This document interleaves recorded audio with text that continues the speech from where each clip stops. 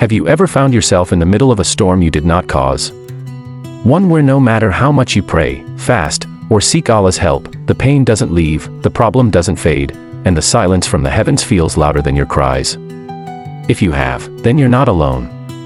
From Prophet Ayyub, Job, who suffered years of illness and isolation, to Prophet Yusuf, Joseph, who was betrayed by his own blood, thrown into a well, and imprisoned for a crime he didn't commit, hardship has always been a part of the believer's path. When a storm crashes against your life, when everything you built feels like it's crumbling, what is the one virtue that protects your soul from collapse? It is sabr, patience. It's not passive. It's not a weakness. It is one of the highest forms of strength in Islam. And without it, faith itself cannot survive the storms of life. Allah mentions patience over 90 times in the Qur'an. Why? Because no journey to Him can be made without it. The path to Jannah is filled with hardship, restraint, and long stretches of silence from the world, but patience becomes your shield. It protects your soul from doubt, your heart from panic, and your tongue from complaint. The Prophet Muhammad said, "No one is given a gift better and more comprehensive than patience." Imagine that. Not knowledge, not wealth, not even prayer or fasting, but patience, because without it, all the rest collapses. Your salah becomes inconsistent. Your dua dries up. Your trust in Allah weakens. But when sabr is firm, you become unshakable. There are 3 types of patience that every believer must master: patience in obeying Allah, patience in staying away from sins, patience in the face of trials. Let's explore them deeply, because together, they form the armor of the true believer. Point 1. Patience in obeying Allah, waking up for far every morning, fasting long summer days, paying zakah even when you're struggling financially. All of these require inner discipline. Obedience isn't always easy. It goes against our comfort, against our desires. But sabr in worship is what proves the sincerity of faith. It's one thing to pray when life is smooth. It's another to keep praying when you're tired, when you feel spiritually dry, or when your du'as feel unanswered. Allah says in Surah Maryam 19:59, "Then there came after them successors who neglected prayer and pursued desires, so they are going to meet evil." Disobedience begins when patience disappears. But the righteous, they persevere. Not because worship is easy, but because Allah is worth the struggle. Point 2. Patience in avoiding sin. In a world that glorifies desires, staying away from haram becomes an act of rebellion. Lust, greed, envy, arrogance, and temptations are everywhere. But the believer exercises sabr like a warrior holds a shield in battle. Prophet Yusuf was alone, young, and in a foreign land.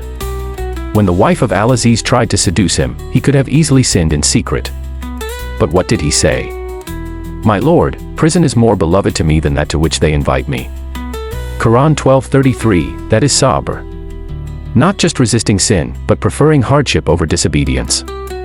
That is love for Allah over love for the self. Point 3. Patience in the face of trials. This is the sabr most of us know.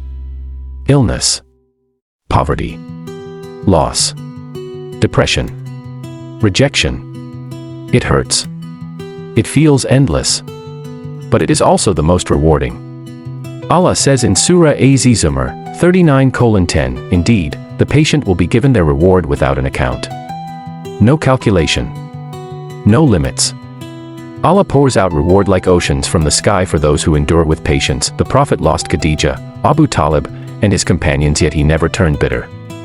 Never accuse Allah. His patience wasn't passive. It was active. It was sabr filled with hope. And this is what we must understand: sabr is not silent suffering. It is a hopeful surrender. You're not saying, "I give up." You're saying, "Ya Allah, I trust your wisdom even when I don't understand it." But what if I break down? Some days, patience feels impossible. You cry. You shout.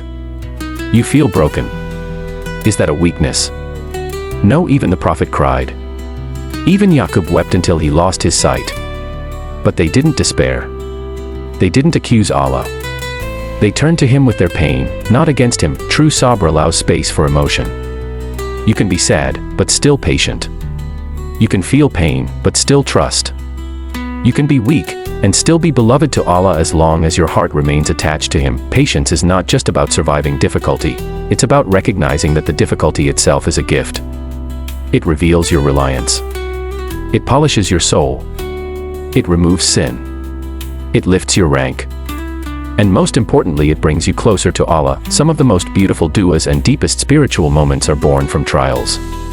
Without sabr, we would miss those treasures. When hardship comes, pause. Don't rush to complain. Let your first words be, Inna lillahi wa inna ilayhi raji'un. Indeed, we belong to Allah and to Him we return. Let that phrase remind you that this life is not the end. That your pain is not wasted.